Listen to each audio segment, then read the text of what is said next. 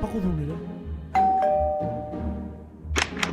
Να τα πιούμε. Πίνω πάφου στο μπαλκόνι, παφ. Το σπίτι μου γεμάτο χιόνι, λα λα λα λα λα λα λα λα. Ο Άι Βασίλης μας τουρώνει, χαχαχαχαχαχαχαχα. Κι εγώ με φτιάχνω με λίγη σκόνη, λα λα λα λα λα λα λα λα. Αδελφέ, έχεις να πάω με μακάνο.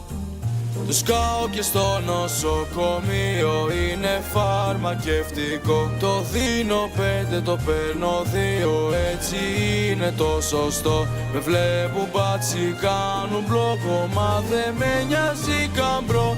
Αν δεν σκάσω ένα τώρα, δεν μπορώ να κρατηθώ.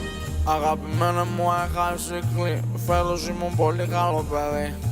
Φέτος δεν έχει κατσίκι, προτιμώ το πυραυλό. Έτσι μ' αρέσει, πίνω Αμστελά πριν κοιμηθώ.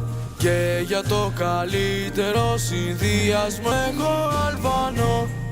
Ένας είναι ο μεγάλος μετανάστης Γεωργιανός. Κάτσε τώρα να αλλάξω λίγο flow, να πούμε πιο δυναμικά.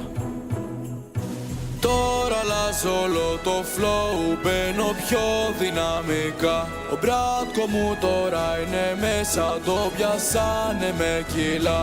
Πάει να ξεφύγει, ο πούστισμα είναι 200 κιλά. Εκεί που τους έχανε όλους, σκάλωσε στα κάκελα.